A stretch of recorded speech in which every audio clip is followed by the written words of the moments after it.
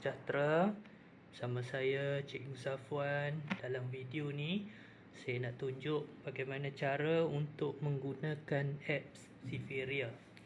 Baik, untuk apps Siveria ni kita boleh guna dekat desktop dan juga telefon. Setakat ni kita dah buat test, dia punya paparan dekat telefon pun okey.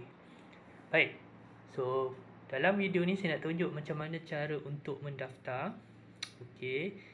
Yang pertama, cikgu kena create account dulu, baru cikgu boleh bagi anak-anak murid untuk create account diorang. So saya tunjuk yang pertama, sign up dulu. So account type, masukkan teacher. Okay.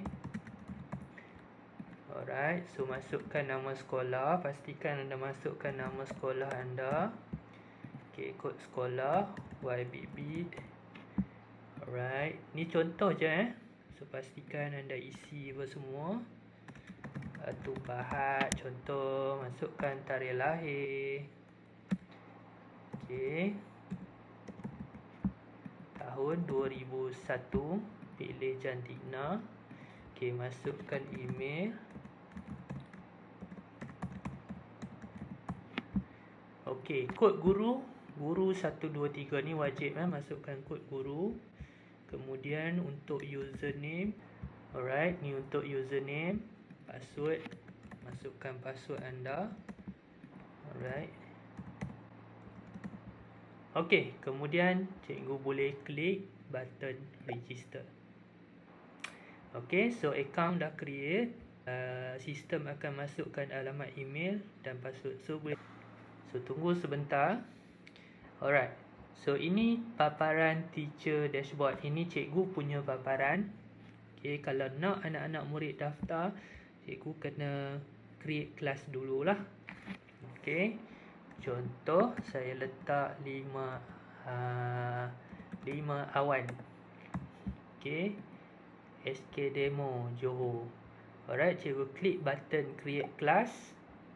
Okay, dekat bawah ni dia ada kod. Kod ini yang cikgu kena share dengan murid-murid supaya mereka boleh daftar akaun murid. Okey, so dah siap dekat sini. Saya akan log out dulu dan sign up. Okey, yang sign up yang ini adalah sign up bagi akaun murid. So klik sign up. Okey, account type kita pilih murid. Okey, masukkan kelas kod tadi. Okey, nama penuh murid Ali bin Abu. Nama sekolah SK Demo. Negeri tadi negeri Johor. Tarikh lahir, suruhlah murid-murid masukkan tarikh lahir mereka. Okey, kelas, tengok dekat sini tadi kelas 5 awan. Email delima apa semua tak ada masalah, boleh masukkan lah. Okey, murid. Kemudian masukkan password dan klik register.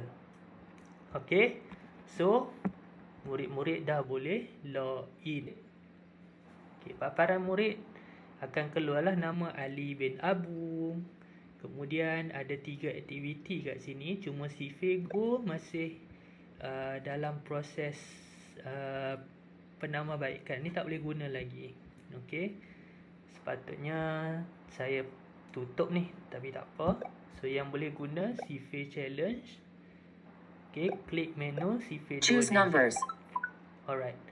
So dekat sini, kat paparan murid ni, yang menariknya, sistem ni dia akan bagi coin, okay, ataupun markah yang tinggi kepada murid yang aktif. Dia contohlah, contoh ada murid A, ada murid B. Murid A dia sekali guna tapi dia dapat 500 koin. Murid B, dia tiap-tiap hari guna, dia pun dapat 500 koin. Tapi disebabkan murid B dia kerap menggunakan apps ini, dia akan dapat kedudukan yang paling tinggi. Kita tengok murid yang aktif. Okey. So ini contoh untuk Siveria bagi CV 2 digit. Ni contoh lah Sekejap saya reset balik. Saya ambil yang senang-senang dulu. Contoh, saya klik. Nombor 3, pertama. 2, 1, start. Okey, kita pun Nice, well done. masukkan You are a CV. combo 4. You are a combo great Snuriko. Congratulations. You are a math champion. Okey, dapat reward. So, klik continue. Dekat current mission ni, dia akan tulis lah, you are currently the class leader for CFA 11 dengan 5 saat. Defend your record.